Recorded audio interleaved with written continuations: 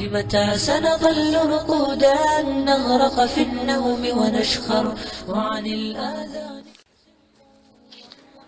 در دیار ما چنین رسم است که مردم بعد از دفن میت راست به خانه میت آمده می نشینند و بعد از تلاوت قرآن دست جمعی دعا می کنند.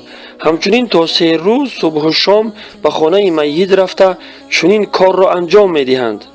پس آیا چنین رفتاری آنها در مذهب امام ابو حنیفه رحمت الله علیه جایز است؟ خواهشمندیم جواب را با حواله کتاب‌های معتبر مذهب حنفی درج نمایید.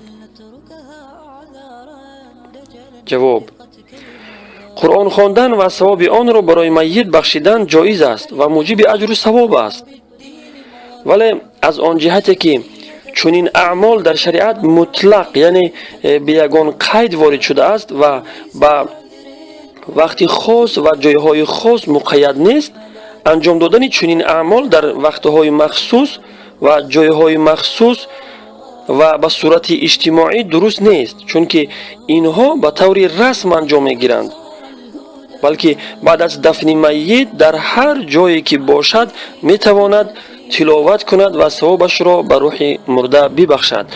در معتبرترین فتاوای مذهب حنفی، فتاوای شامی، ابن عابدین شامی حنفی رحمت الله علیه نوشته است: هر وقتی که مردم از دفن میت فارغ شوند و بازگردند باید پراکنده شوند و هر یک به کار خود مشغول شود.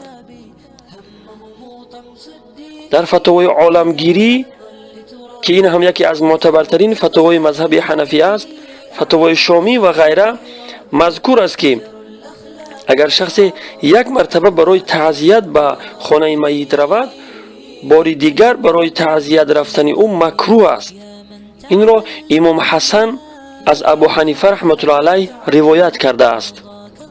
و حواله فتاوای شامی جلد 1 صفحه 669 و فتاوای عالمگیری جلد 1 صفحه 167 و فتاوای احسن الفتاوا جلد 1 صفحه 539 و غیره. از این عباره های فقیهان مذهب حنفی معلوم می شود که شخص یک مرتبه برای تعزیت به خانه میت رود، بار دیگر رفتن او برای تعزیت مکروه است، چه جایی که 3 روز صبح و شام رود. همچنین معلوم می شود که مردم باید بعد از دفن میت همه به کار خود مشغول شوند و به خانه میت آمده به تکلفات دیگر مشغول نشوند. سوال: بعضی مردم میگویند که شخصانی که خیرات سیبگاهی و چهلم را منع میکنند سلفی یا وهابی هستند، پس آیا این درست است؟ جواب: چطور ذکر کردیم خیرات و صدقه برای گذشتگان جایز و پسندیده است، ولی آن طریقه‌ای که ما برای آن اختیار کرده ایم یعنی خاص کردن روزهای مخصوص و غیره مکروه و ناجایز است. این را نه تنها سلفی ها بلکه فقیهان 4 مذهب اهل سنت مکروه و بدعت میگویند و آن را منع میکنند.